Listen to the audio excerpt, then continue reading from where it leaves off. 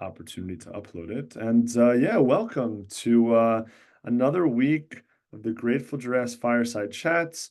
Today, I am honored and privileged to have fellow giraffe Jade Green on the show. Jade, welcome. Thank you so much, Max. I've been really looking forward to this. So I know it's been in the works for a couple of months. So I'm pumped to be here and yeah, really looking to sharing with the giraffes. Amazing. Well, we're pumped that you're here as well. And we're going to dig in to a lot of different topics today. But before we jump in, I'd love to just hear your personal story, your personal background, and how it led you to pursue your life's work. Okay, where do we start? The story usually starts with from trawler and trailer to triumph, or trailer and trauma to triumph. So I grew up in Australia, as you might be able to hear from my accent. Was living in literally a trailer park until I was 9, and then I bought my first home when I was 15, which was a trailer to put at the back of our house because there was no room in the house for me. I lived with my father, so a single dad from when I was 9, who is an ex-sailor. So sorry if the cuss words fall out, because living with a single dad who's an ex-sailor and an actual mercenary. So he worked with the Red Cross pulling out child soldiers in the Biafran War. And so he's traveled the world and lived a very colorful life, which he has shared the zest for life with me. So coming from that background and doing it a little bit on the fringes of what the rest of the community would have, and having to fend for ourselves a fair bit. And I brought my 2 sisters up. We had them from when they were 2.5 and 4.5, and I was their legal signatory at school. So I had to kind of parent a lot earlier than what was expected, but I also had all of these freedoms of getting to be a bit of an adult before my time. So I think that really set me up for my later success in life, because I was very independent and resourceful and tenacious. And because my dad doesn't follow rules, rules didn't apply. Rules, like, don't tell me no, I can do whatever I want. And so I kind of always had this nature of I can just do what I want. And to give you the short version of my career, I got to the end of high school and thought that I would go to university, but the only thing that I could really get into was teaching, because I did courses that didn't give me the grades to get into a university admission, and I wasn't at school enough because I was in court all the time for our family matters. So I was like, okay, what are my choices? And one of my teachers offered me a role to come and run her surf shop. And I was a surfer at the time. So I was like, go to university and get lots of debt and probably a career that I don't really want to do, or get to go surfing and run a surf shop. Let's think about that. Didn't have to think very long, clearly. So I went into doing that. It gave me a really good grounding in terms of just running a business, because she literally just let me run the place. And then one day I decided that I wanted to travel around Australia, because I was turning 21 and I wanted to go to the big smoke. And I lived in a town that only had 2,500 people. I thought, okay, I'm going to get in my car and I'm going to drive to a capital city.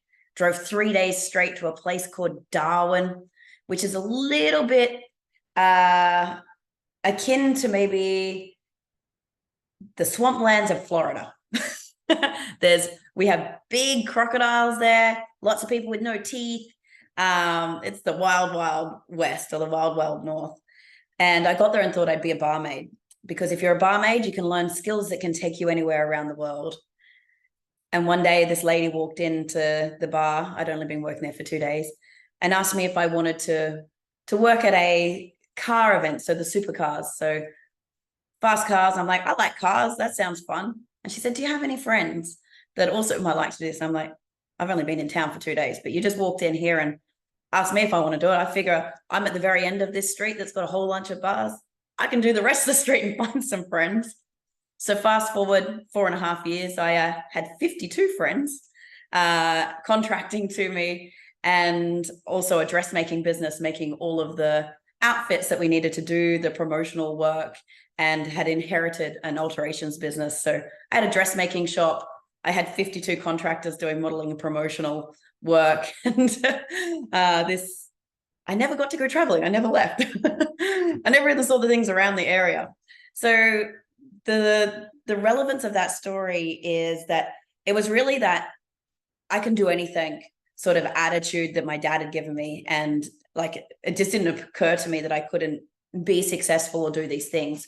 But it was also my first foray into really understanding staffing and product to market fit when it comes to humans and company cultures. And that sounds really strange, but even when you take a brief from a liquor company or like anyone that's looking to promote their items and their wares, you still have to find the right match in terms of the energy of the person that's going to go out there and do it.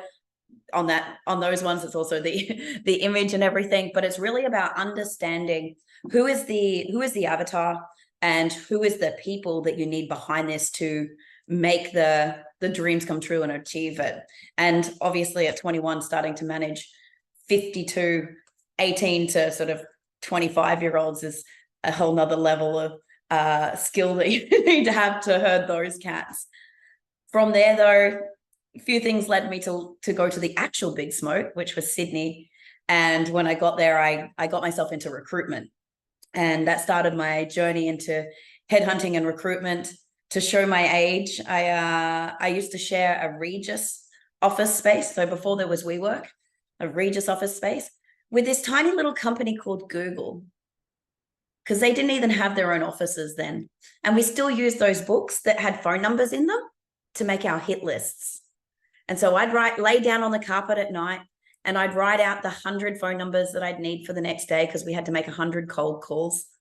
And the Google guys would have outside people bringing food in at night. And I used to be just so damn jealous of those food carts rolling through, because we're all on the same like air conditioning system. And I'm like, no one's gonna, why are they feeding us over here? I was working the same hours. But that led me into obviously really understanding all different types of industries. So I specialized in sales and executive recruitment, and I did everything from recruiting for Google through to the people who made handles sold to coffin makers only for coffins, and from striker spinal to sex toys. So I've been inside of every different type of sales model that you could see, every type of culture, from itty bitty tiny family business to now what would be some of the world's absolute unicorns and the biggest and best. And from that, I got to understand what really makes a culture work and what type of leadership makes it sticky, like and what really makes a peak performing environment. What do you need to attract world-class talent, to retain the superstars, and to maximize the productivity and profitability of the workforce and create that sort of stuff. So that was what I did up until moving into becoming a business consultant for the last 7 years, getting to travel the world and live an exciting life. But I feel like I've been talking too long now, Max. That's up to you. Let's hand it back to you. Yeah, no, thank you for that amazing background. It seems like you've been on quite a journey, and really excited to dig into some of those insights that you've picked up about culture and performance and leadership. So yeah, maybe we can just dive right into that. So what are some of the patterns that you've identified that makes a culture sticky, that makes, you know, a company perform at the highest levels? And what are some things that you've seen do the opposite? Yeah. Let's start with what I see is the real secret sauce behind organizations, whether that's corporate culture companies, small mom and pops, or even communities like what you're doing with the Grateful Giraffes, and like anything that needs to bring people together.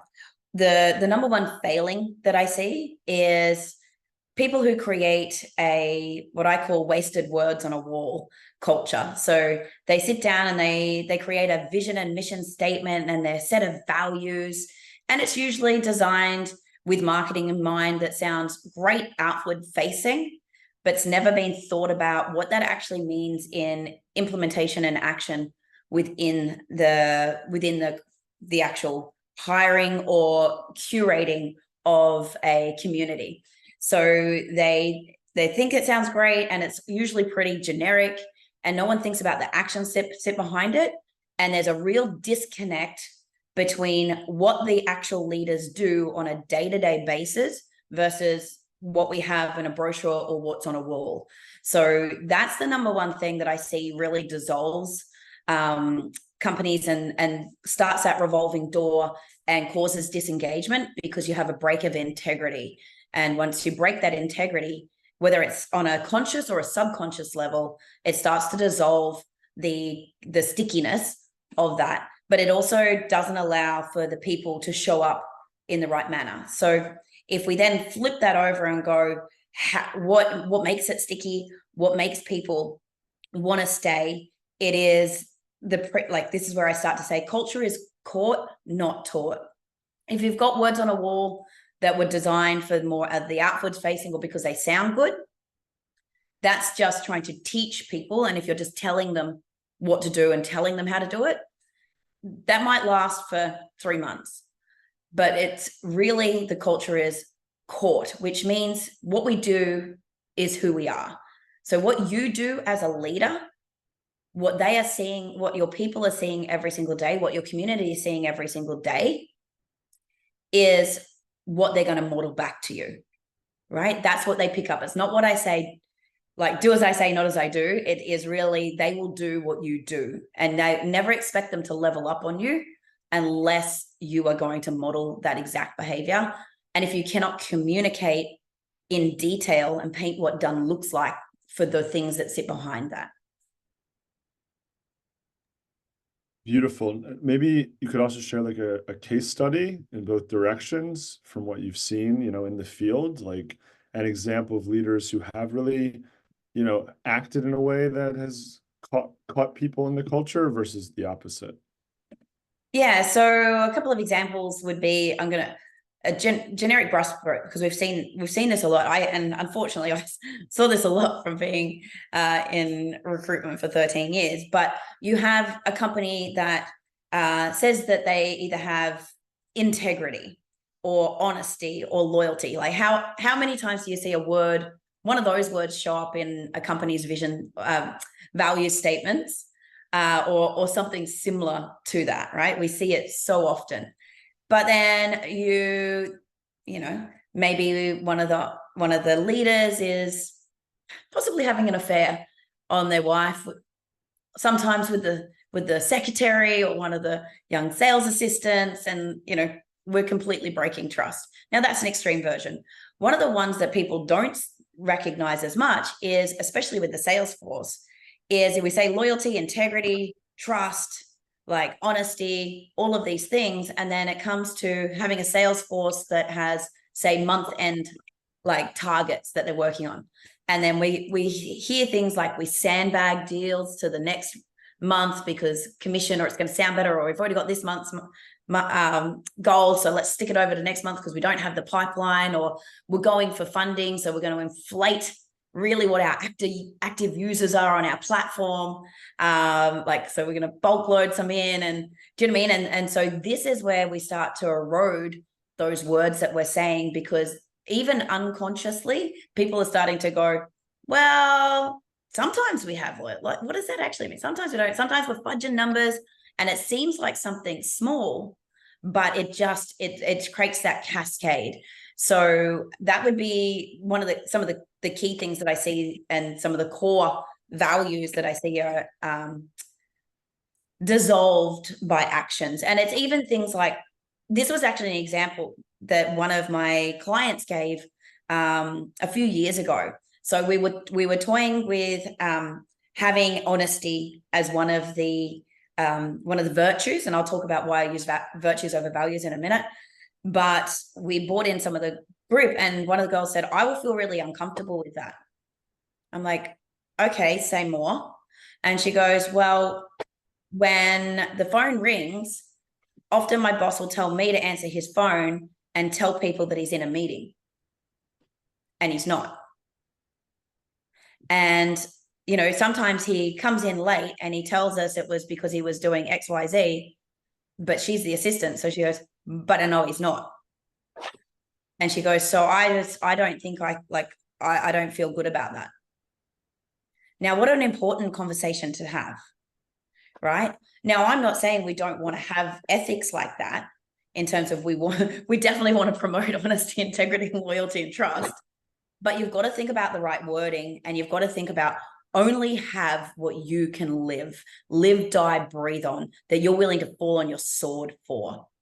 So with them, we chose a different set of virtues for them that, like, a year later when I followed up with them, they were like, these, like, we live and breathe this every day. Like, one of their virtues became energy. How can you bring energy to everything you do? How do we have energy breaks for, like, because people didn't take lunch breaks because they thought they should grind and do the boss well. And we're like, okay, is that going to actually give them the energy they need in the afternoon? Does it give them the connection with the people? And he was like, oh my gosh, you're right.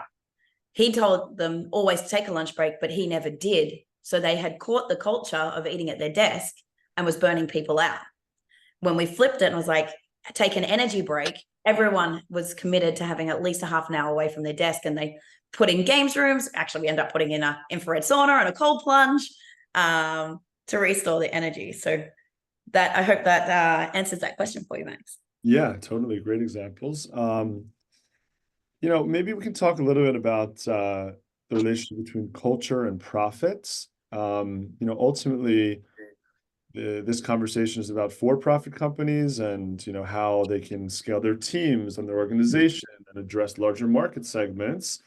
But it also seems like sometimes the real value of the company is profit, even if they talk about, some of these cultural values. Ultimately, legally, they have this duty to their shareholders to maximize profit. So in the case of like the sales example, you have like this tension of, hey, here's our value, but the action is actually we value profit.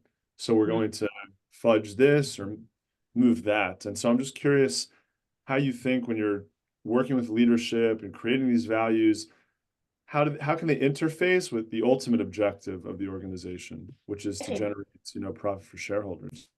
Beautiful. What I would love to say up front, though, is this conversation isn't just for profit businesses. This is for anyone that's bringing together a group of humans and has an impact goal that they're trying to work towards. It's the same deal. So if you've got a goal that you're working towards, like, grab hold of this. Don't tune out now if you're like, I'm not a for profit.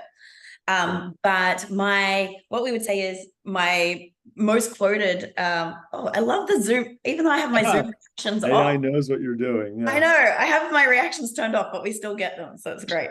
So one of my most quoted things is that happiness is the greatest hack to productivity and profitability. So when I look at all of the things that make companies most productive and most profitable, it's around employee happiness. How do you get happiness? You need to have alignment on your virtues and your culture and your behaviors every single day. So why is that?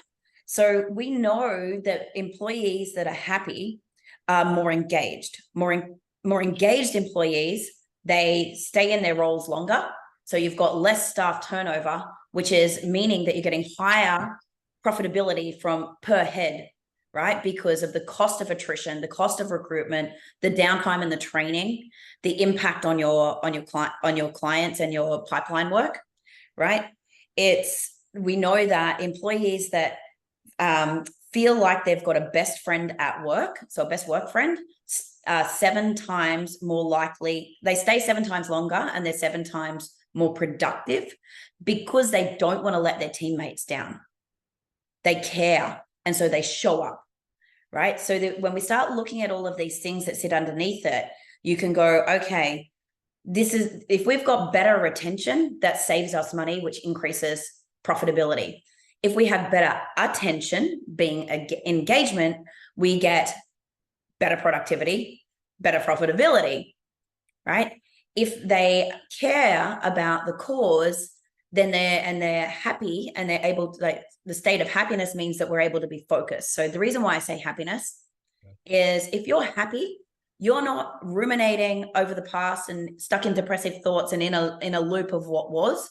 You haven't rushed forward in anxiety about what's going to happen in the future. You're able to be here now, which gets us into the flow state zone, because we feel content, happiness and being content. And if we love what we do, then we are more likely to do better work because we really care. So it's about finding that alignment. How do you bring a person's alignment into what we do? And then they're on the ship, right? They're on the boat and they're grabbing the oars and they're rowing in the same direction to us. Otherwise, they're just passengers, or worse, rowing backwards and dragging us down. Do you think that this observation, like the connection between happiness and performance, is something new, that is, sort of emerging in the last few years, or is this something that management science has known for, you know, dozens or even hundreds of years? I think using the word happiness is relatively new. Mhm. Probably I've sort of started seeing it emerge maybe in the last maybe 8 to 10 years. Yeah, Um, Sort of the my first real exposure to using a word like that to link it, yeah, rather than just engagement, came from when I read the book The Code of the Extraordinary Mind by Vishen Lakhiani, who is the founder or co-founder of Mind Valley. And I read that book and I turned to my best friend at the time. I was still running a headhunting firm, and said, I'm going to fly to Kuala Lumpur and convince Vishen to license me in the Mind Valley ways, because if we can take this whole human approach to organizations, we can really have an impact. Because I've always had this thing, my personal mission statement has been the world's largest enabler of humans that are happy at work. And I didn't know where it came from. It came like probably almost 2 decades ago when I got into recruitment, and I realized that recruitment was square peg round hole. It wasn't actually, I thought that if I just put the right people in the right jobs, that I could make them happier and make an impact, but realized that that only goes so far. And it's usually, if I do that, it's based on the leader that I'm working with, and I'm not affecting the whole culture. And I'm only kind of affecting the work culture, and I'm not looking at the whole human. So if we fast forward a little bit, I did actually go and become, I'm a master certified trainer for Mind Valley, and I now teach the seminar that's linked to the Code of the Extraordinary Mind. I get to do that at the Mind Valley universities and everything. And it's from there that I kind of went down the rabbit hole, and I sort of started to see people more and more becoming conscious and being open to using fluffy words. Whereas before we used to more call it engagement, and it is engagement. But if we look at what's the emotion that sits behind engagement, that's where we start to see it. And there's just study after study after study coming out that is linking that word happiness to those other indicators. so yeah, practically, how do you kind of cultivate happiness for your company, for your community, for your organization? What are some of Yeah. those tips? Beautiful. So I've spent a lot of the last decade really looking at the human behavior that sits behind this, and like that whole human piece, studying with Mind Valley, working with Genius U and the science behind peak performance. So behavior profiling and understanding what's different for different thinking and action dynamics and personality profiles, working with the Flow Research Collective to really understand the neurobiology and the science and the everything that sits behind that, and then going, okay, how do we layer that? Max, to tell you the truth, I've just lost my train of thought. Can you re-ask me the question so I can get more pointed for you? Yeah, just like actually bringing the culture of happiness Yeah. practically into an organization. What are some of those, Oh, practices that are, beautiful. impactful? Now I know where I was going with that. Sorry, something walked past and distracted me. So by doing all of those things, I started writing a lot of articles for different magazines, and like one of the articles that I'm writing for Harvard Business at the moment, I had to go right back into studies and look at what are these things that stack, like what are the actual tangibles that we need to consider in building our cultures to level up to happiness. So I created this model that I work with my clients and guide them through, which is around the 7 human needs of peak performing employees. So I have it as peak performing employees because, a lot of companies, that's what they want. They want the peak performance. I want the happiness. I call it a bait and switch. So it's the way that I stack that. So the first human need that I work on is well-being. And what is well-being? It is really around how do we create an environment of psychological safety. And there's huge studies around like why we need psychological safety to have better creativity, innovation, and productivity. So really looking at the physical and mental well-being of our people. If you cannot build a high-performing, sustainable business that doesn't burn your employees out and that keeps them without really looking at that. But for me, to be honest, Max, I believe that the fate of humanity rests on the shoulders of emerging businesses.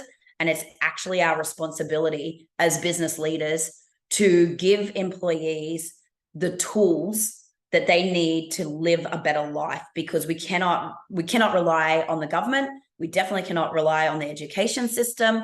And we have too many leaders carrying on and complaining that our people don't have the skills and they don't life well, or they've got too much drama, or they're too depressed, or they're too this, they're too that, and not enough blah. But we're not helping with the causation. So that's why I'm always like, we need to be the ripple effect for the change we want to see in the world through our workplaces, right?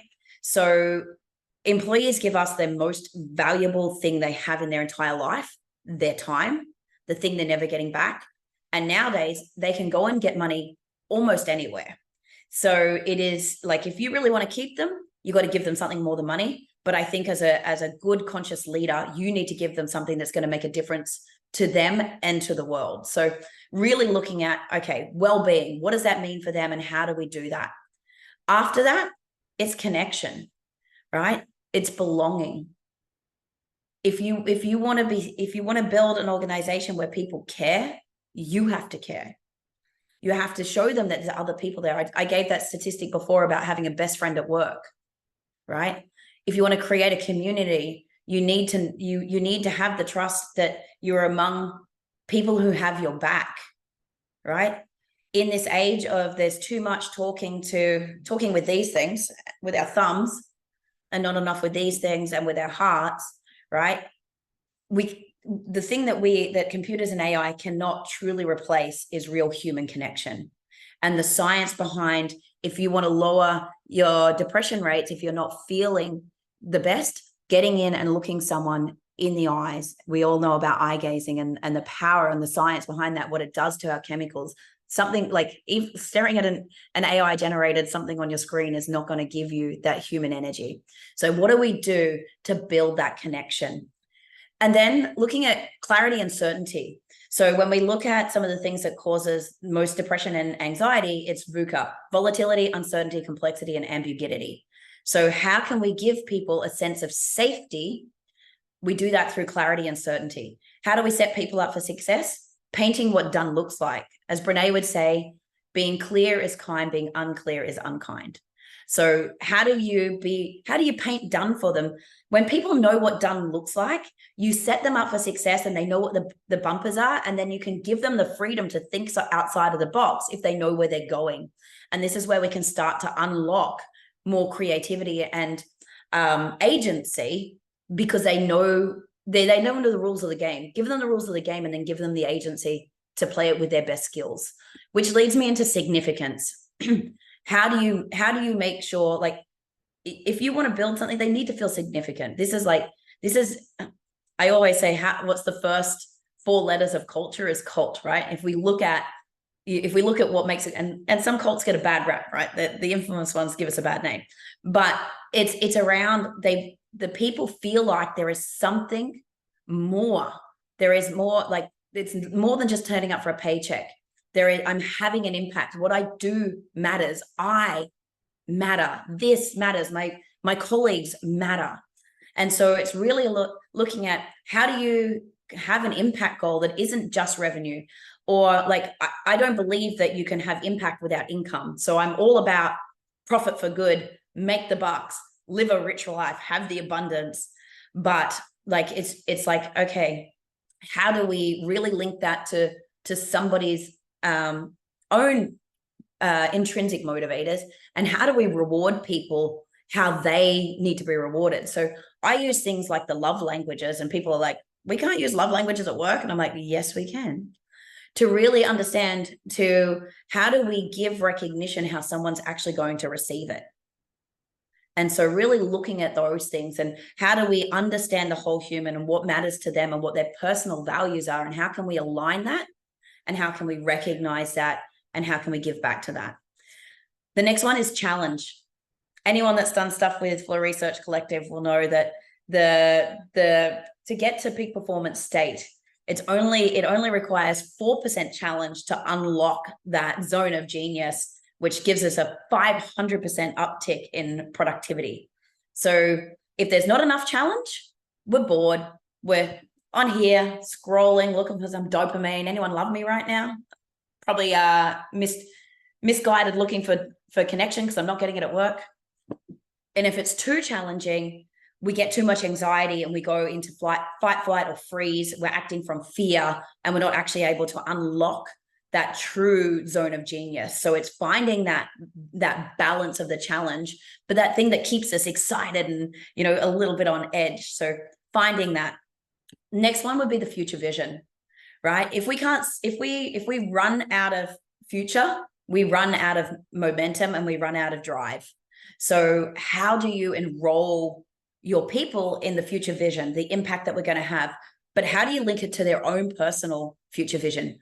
Like, what's in it for them? You want to really get someone who's going to go above and beyond for you and like go the extra mile. You've got to link your future vision with their future vision. And then all of that rolls up to our last 7 human need of happiness, being the most crucial need for peak performance. And once we get to that state, and when we can look at that, we need to understand each individual on a whole human level to be able to understand what's truly going to make them happy, and then to work with them to see how we can help coach and guide them so that they can have happiness in their entire life, not just in the hours that they're sitting at their desk for us. I think I've spoken enough now. Beautiful. Wow. What a framework. I have a lot of questions. And anyone in the audience who's starting to feel curious can feel free to drop a question in the chat group. We'll move to that segment shortly. A couple of questions. So, this idea of connection at the workplace is sort of like there's this new age take on connection where it's like we have kumbaya at the office and we have kind of this, community of friends and shares and getting vulnerable. And then, you also kind of have like the traditional mindset of very separate, right? Like the workplace is very different from the life place, and you have this work-life separation. And, there are genuine challenges when you bring a person's full self into the workplace in terms of how it affects, other people's focus and attention and perception, right? I mean, some people, if they're really sharing their personal life, there might be parts that a lot of people are uncomfortable with, right? And so like, how have you seen the best companies balance, sort of the personal with the professional to still maintain this sense of connection and belonging without creating this almost distraction culture where it just becomes, too personal and not professional enough? Yeah, lovely question. And a fine balancing act. And this is for me where it's really about the company virtues that you set up, the rules of engagement as such. So the reason why I use the word virtues rather than values is I believe that values are a belief system, and we have no right to tell somebody else what their beliefs are. Also, we've had so many people work in companies and organizations where the values were just wasted words on a wall. And so they already have a predisposition to, that's kind of for marketing. It's not really anything. So what we want to do is shatter that and go to a new languaging. So I use virtues because a virtue by virtue is something that you strive towards. And the original design of it was for a group construct. And we can decide what it's like a sliding scale, and I use a dragon boat as my methodology here, because everyone's like, you need to get the right people on the boat rowing in the right direction. It's like, okay, when you have your virtues and your code of conduct and your behaviors that sit behind something, you either are an anchor, like just weighing the boat down. You're a backwards rower that is like white-anting and deliberately going against the system and doing the opposite.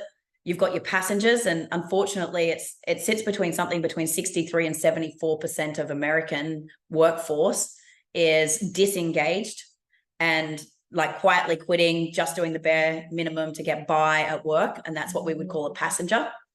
You got your guys that actually are rowing and taking the boat. You want to make sure they've got the direction, they're rowing in the right direction. And then you've got your drummer. So a dragon boat has a drummer that helps people keep pace. And it's like, who's banging the drum and helping keep us in, and who will put down the drumming sticks and get on an oar and help us out if someone falls down, right? So with the virtues, you can create these, basically what ultimately done looks like if you're a champion and you're cheerleading these virtues, or if you're pulling against them. And so when you've got that model, you're able to communicate what's acceptable and not acceptable. And you can layer that into, what's acceptable to share as your personal side of things, and what's kind of acceptable for what's for a work environment, because we want to make sure that everyone's feeling inclusive, and you can talk about those things, and also give people the safety, because some people, they don't want to share their whole life. They're more introverted, and they shouldn't be forced because other people, and I've seen some cultures go too far that kumbaya way, and it makes me feel uncomfortable, because they don't feel like that, and it's allowing them to decide. So let's jump forward to some tangible things that people can do to create connection that's not going too far. I use a deck of cards called Icebreakers by Best Self Co. Yeah. to start any meetings and one-on-ones, and especially to get leadership teams on par. And it's just getting people to share a little bit, and you can cherry pick the cards out so it doesn't go too far, but just getting people to open up, like about their dreams or their backgrounds or the lens that they look through the world. So you're giving them a tool to have some conversations. So the first point there is just get people having conversations that aren't just about the work that they do, but with a little bit of guidance. The next thing is making sure that we're communicating as much as possible eye to eye. So we don't just divert to sending an email or a text message. That every opportunity you jump on, and I just WhatsApp video calls all of my clients, all of my team. We just pick up, you got something to say, we jump on, so that I can read the nonverbal communication, because that's a big disconnect, which breaks connection, right? We can't see. And even if you can't do that, voice messages, so we can get tone and inflection, because every time we are a human rather than just words on a screen, we're starting to build those connection points more, and teaching our people how do we. So I love using the cards, because it's like we do the cards and we do a share, and then that's given an allocated amount of time. Then we move into the agenda of the next thing. So we're building those connections and understanding and learning from each other, but we're still doing the thing. So it's really about how you frame up and how you teach people how to behave in those situations. It's about the shortest answer I can give for that. That was dope. So how about COVID and Zoom and kind of this whole remote work? I mean, has this just made us wildly less productive because we're not feeling as connected as we would have otherwise felt in person? Or what have you seen kind of as this remote hybrid era has taken hold?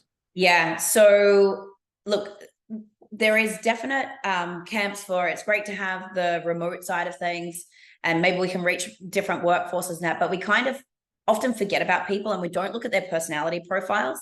I was just consulting with the group in Mississippi we're talking about, Max, and they're like, oh, this guy, every time he calls, I can't get him off the phone. And so I just don't answer his calls.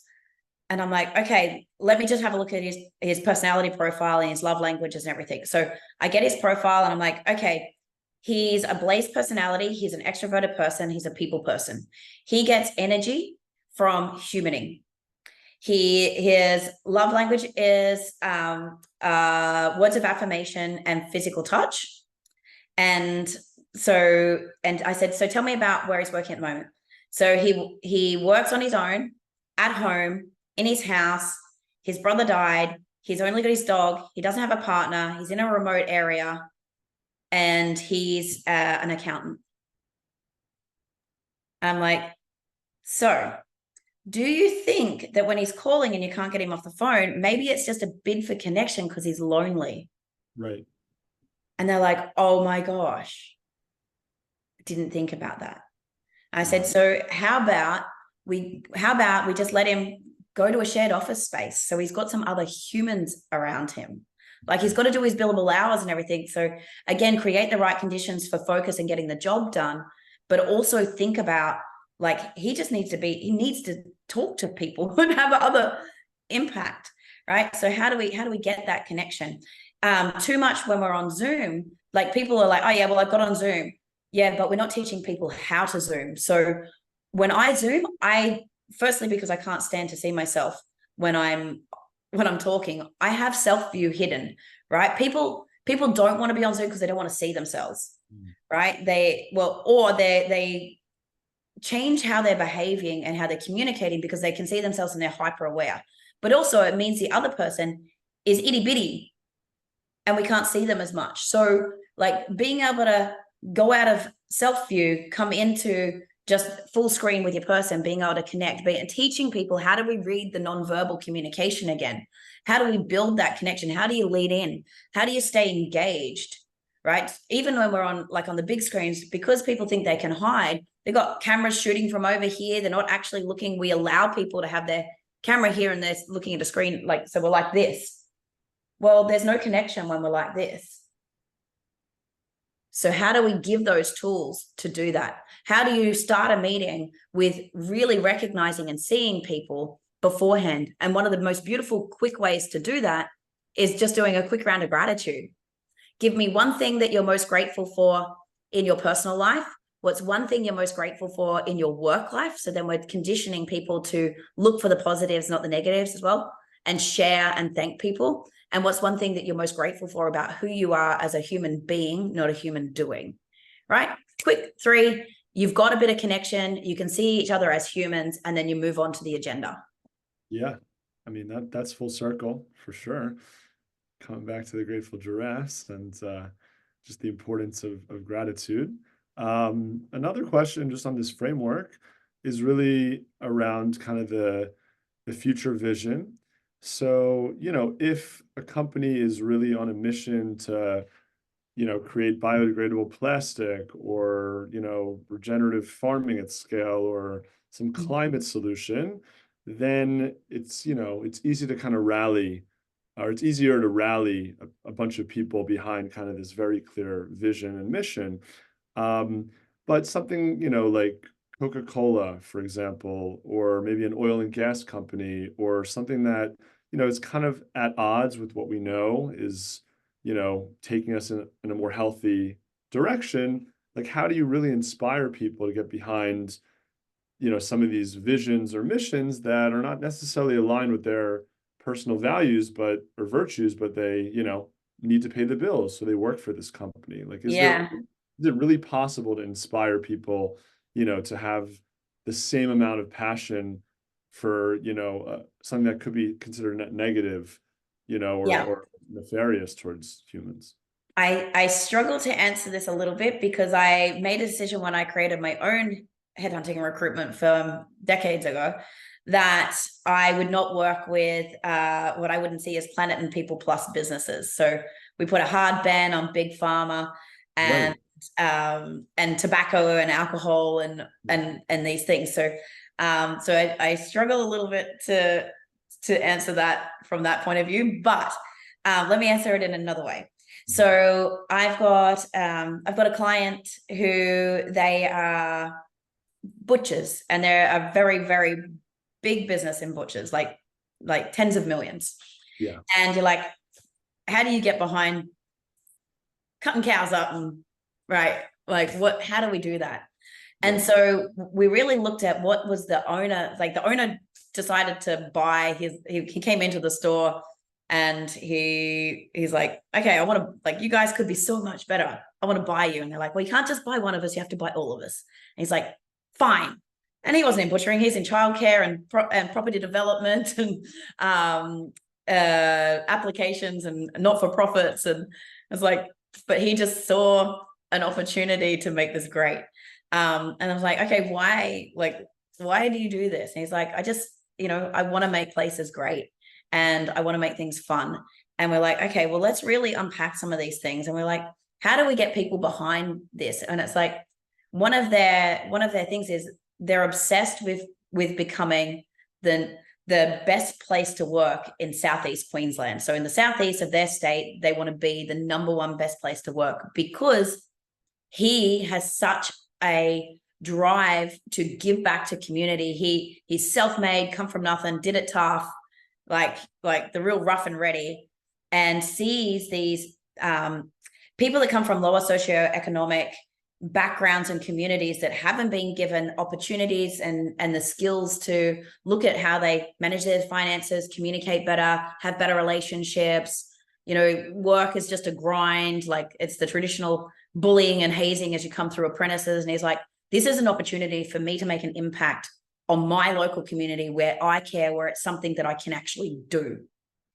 And so now, like, that's one of the things that the team is bought into. And then one of the other markers is being able to give like this family experience and feeding them with good quality food to 500,000 families in that area. Now they had to up that because we have achieved all the goals, but this is something the teams can get behind. Like, we have a virtue of better together. We're better together as a team with you and I side by side. We're better together with our family. We're better together with our community. And so then when they look at the activations and promotions that they do, that's like, okay, which teams, what sport teams do we support? Like, what do we sponsor? Like, when we run our sausage sizzle, what's the money go towards? Like, how do we actually help our community by what we do? How do we create an environment that gives back to these people, that sends them back into their homes and where they have their ripple effect? So adding in things like EAP programs, and the biggest one being access to mental health and to counseling and therapy, right? And those types of things that sit underneath it. So they can really get behind it and they're enrolled in what else is the impact, not just what the company's goal is in terms of revenue and profit. Got it. So it's like, if you have a super important mission, that can sort of account for some more of the other parts of the framework. And if you have a very neutral mission, or maybe even a negative mission, you need to invest more in some of those other areas to get to the same level of productivity. Would that be an accurate? Yeah, definitely. Like, their purpose statement is, we come to work to have fun, get it done. Beef is our passion. Right. And so, like, it's not like this, a traditional mission statement. Right. It's something that means something to the people. We're going to come to work and it's everyone's responsibility to make it fun. Yeah. Now, it's not fun when the work's not done and everyone's got to play catch up. So we get it done. But they want to make sure that people are enrolled in what they do. Beef is their passion. They lay the passion behind it. So it's giving something that's tangible, but giving something that people, they're opting into. Yeah. Interesting. In terms of clarity and certainty, so, this is another area where I'm just wondering how important, it is to just tell a story as opposed to actually have true clarity and certainty. Like, markets are very dynamic. There's disruption, there's innovation, there's constant, turmoil, especially in more tech forward markets. So, you kind of have this story of clarity and story of certainty that maybe can make people feel safe in their work, but in reality, you can't guarantee certainty. You can't guarantee unambiguity. It's business. You're competing.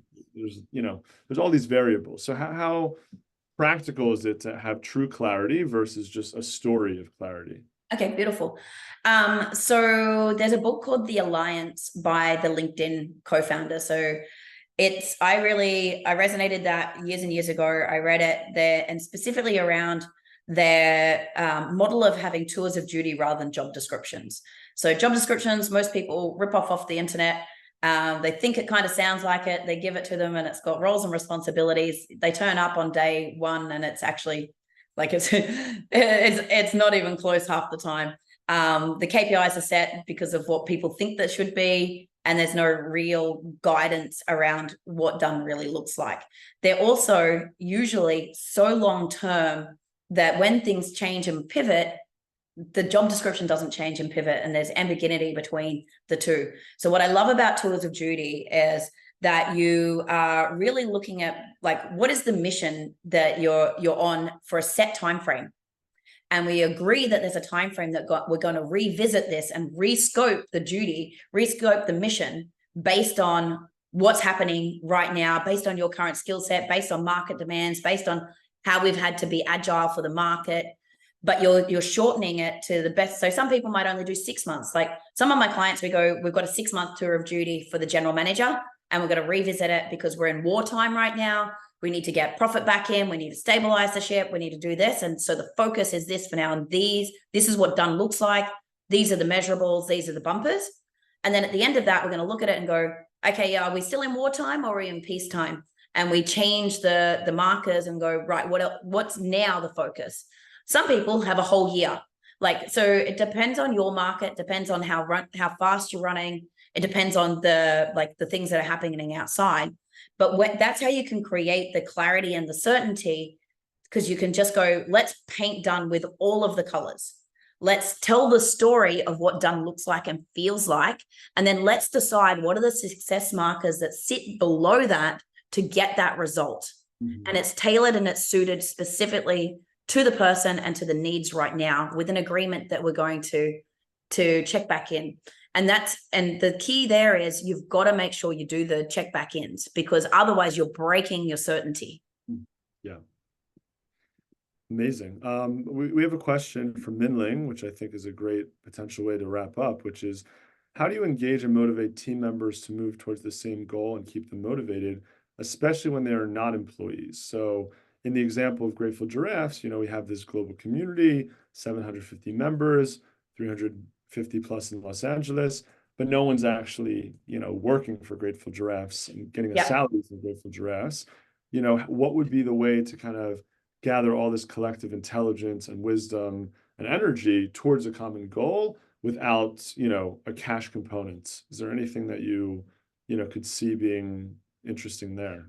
Yeah, beautiful. So my first question, so I can answer this a little bit better, is, are we talking about the entire community, or are we talking about some of the leaders within the community that have offered to help build it? So your ambassadors and your champions and things like that, because there's a slight nuance to what I would answer. Maybe both. Like how would you direct it towards the global collective versus just the people who have already expressed interest in, providing some value to the community? Yep. Okay, beautiful. So the overall answer that works for both as well is getting super clear. So I use purpose, mission, obsession, and virtues rather than vision, mission, values. Again, breaking the constraints of what people have a preconceived idea around and living in the box. Breaking the rules. Yeah, breaking those rules. Yeah, such a rule. Not great with the rules. But giving them a new language to get behind. Really thinking about, you language those in terms of how can you build the behaviors and actions that sit below that. So being able to really speak with clarity about what done looks like in terms of, actually, Max, can you just, for the audience, share again, everyone's to draft, but just pick for me one of the giraffe values, the giraffe values that I can just play with, one that you like. Gratitude is, our core value. So maybe we could talk about that. Okay. So I would then say if the virtue is gratitude, we would be constantly communicating to people, what does that mean in terms of our daily actions, behaviors, and routines? What's our habits that sit behind that?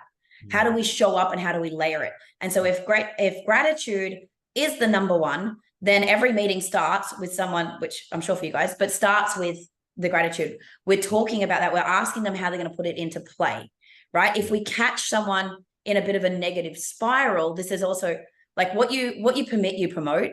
So when you find someone not being grateful, then you maybe, yeah, you're not calling them out in a bad way, but you are asking them to look through. You might just say, okay, I understand that's really tough right now, and it's probably really frustrating, and you're annoyed at that. But if you were to turn your eye to a lens of gratitude, how could you look at this and look for the lesson and the blessing rather than the punish? Let's go. Right. You're good at So rhyming. You're good. You're yeah, good. yeah, like that. But it's around, so then we're like, what are the habits that we embed? What are the behaviors that we do on a daily basis? What do we permit and what do we promote? And how do we squash things that are counter to what we want?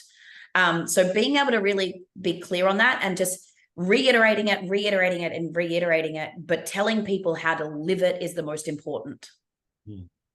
Now that also goes for like the thing I was going to say to you that's different if you have people that have opted in to help you really actively build the community, Max, like your leadership team. Yeah. It's those tours of duty. So either when I'm working with volunteer organizations or not-for-profits or community building, even like when we've built like Facebook groups and that, it's like giving people really clear direction on how what they do affects the mission. Mm-hmm. So this is your tour of duty to help us achieve this mission, and this is what lives inside of your responsibility, so you can take ownership over it. They need to be able to take ownership. They need to have agency over that, and they need to know that they're going to be accountable for it. Mm-hmm. And then when they agree to that, they've chosen to jump on board to it, then they're more likely to do it, because again, people go off track when they don't understand what they should do and they get frozen. Or if they've got competing interests and they don't know how to prioritize, this makes it super simple for them to know how they can contribute and what they need to do to help to row the boat in the right direction. Jade, this has been so wonderful, so informative.